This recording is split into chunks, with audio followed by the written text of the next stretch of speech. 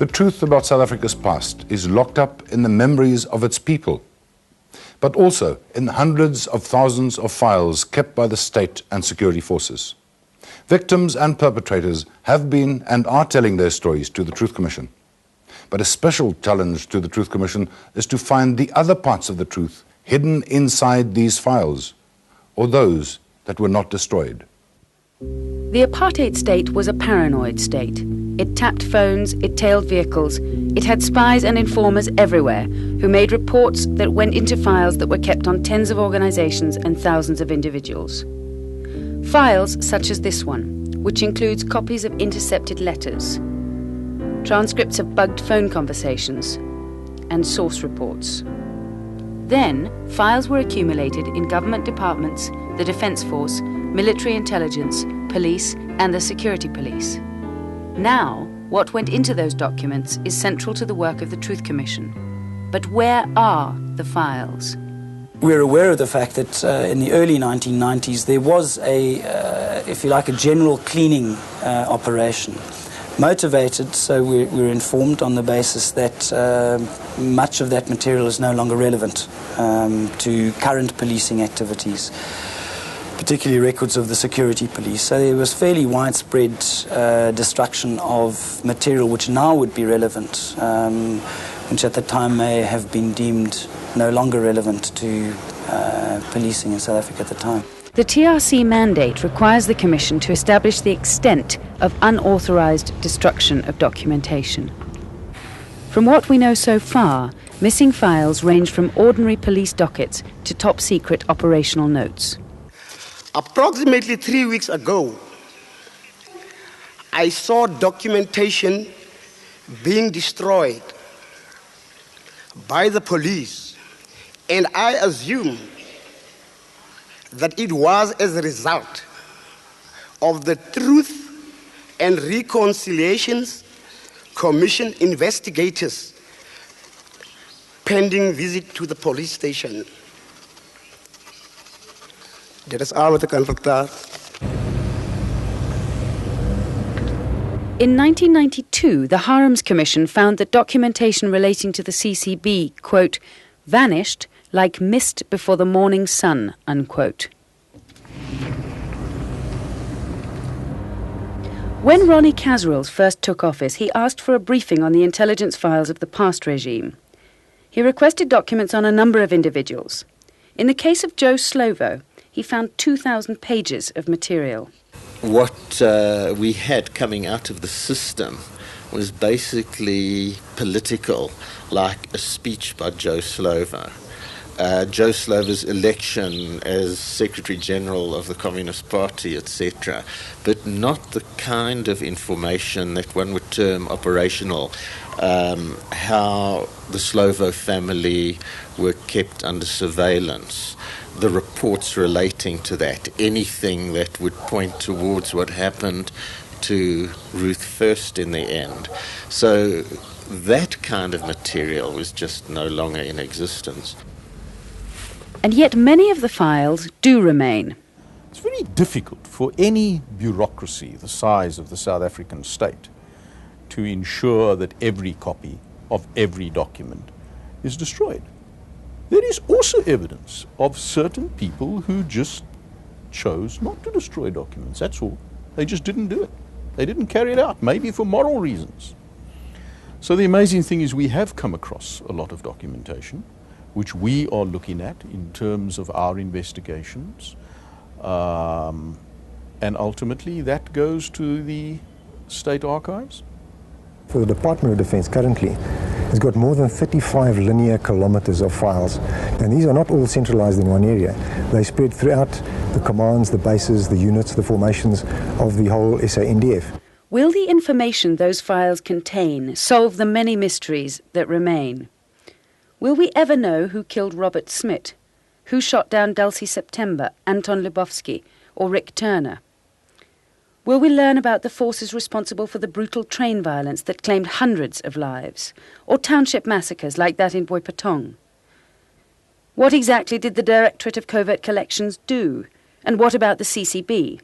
We know they had 10 regions, but only the territory and purpose of Region 6 has so far been exposed. Will the files give us the answers? A lot of the decisions that were made, it seems to me, whether it be in the State Security Council or anywhere else, were at a broad and more or less abstract level. The real dirty deeds, and there were dirty deeds, we all know that, I don't think anybody doubts that. Very often those deeds were obviously not recorded. There were individuals who went out and did the deed. That's part of the oral history, which we still need to retrieve. We've also come across documentation that has been found by the NIA, by SAPS, that they've made available to us, that have caused, I think, all of us to say, my God, can this be true?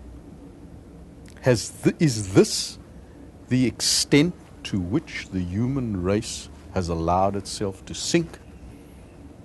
So given that there are answers to be found in these secret files, what kind of access is the TRC getting to them?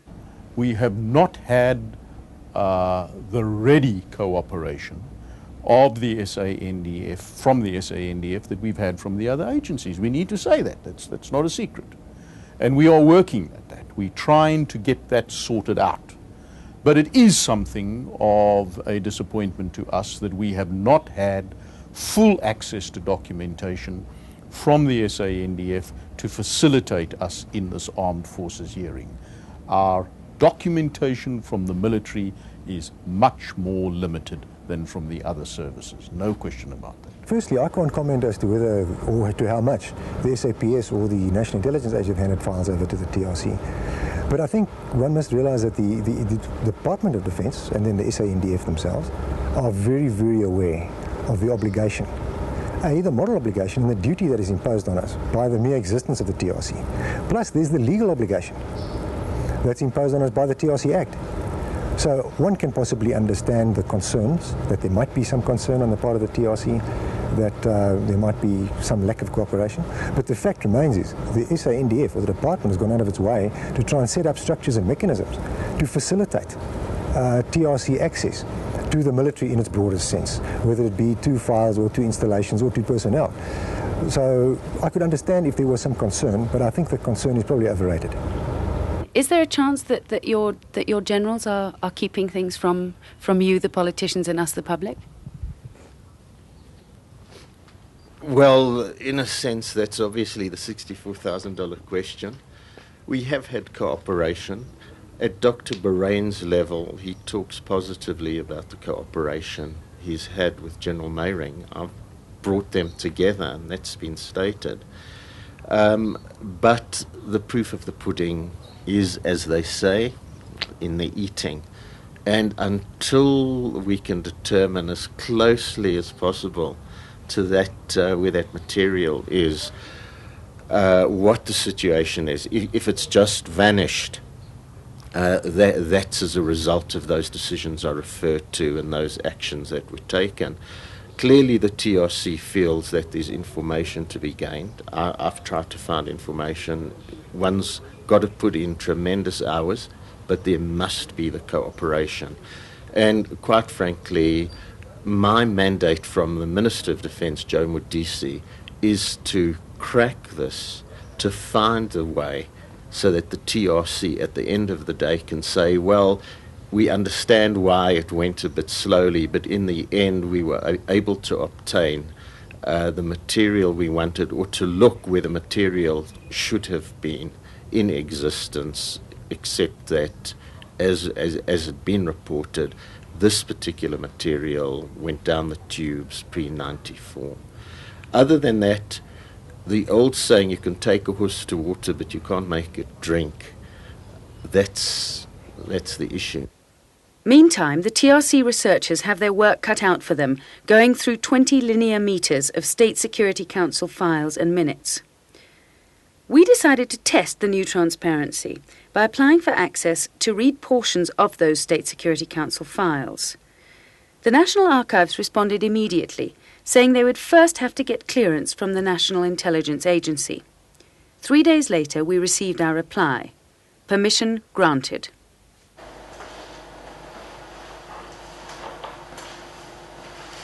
This room is normally the fumigation room at the State Archives Repository in Cape Town.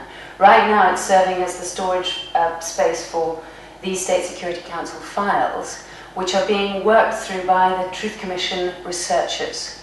I'm going to take a look at them now, but you can't read them with me because you don't have clearance from the National Intelligence Agency.